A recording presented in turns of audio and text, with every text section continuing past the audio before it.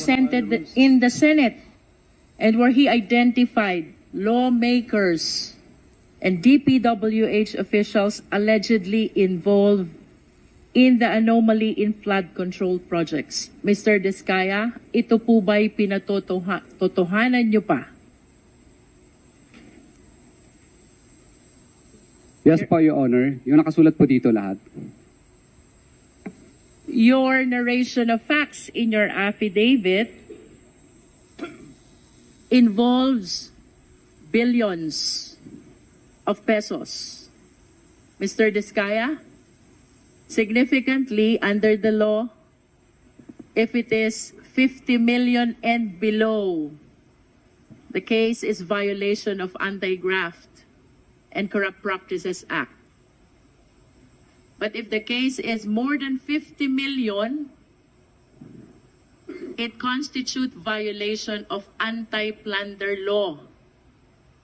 I want you to realize violation of anti-plunder law is punishable by life imprisonment and it is a no-bail offense.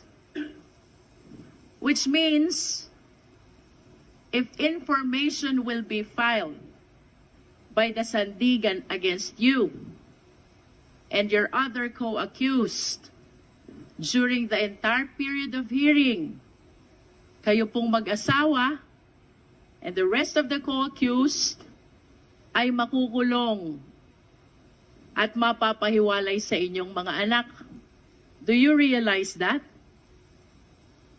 Your Honor, ano po, lahat po ng project po namin ay nakuha po namin sa public bidding. Mr. Chair, can we please direct the resource person to be responsive to the question? Please be responsive, Mr. Diskaya. Your Honor, lahat po ng project namin ay nakuha po namin sa public bidding. Mr. Chair, for the guidance of the resource person, I will repeat the question. Earlier, ang sabi po ni Mr. Diskaya, to this time ay pinatototohanan pa rin niya ang nilalaman ng kanyang sinumpaang salaysay. And I wish to remind him that that sinumpaang salaysay constitute an offense we call violation of anti-plunder law.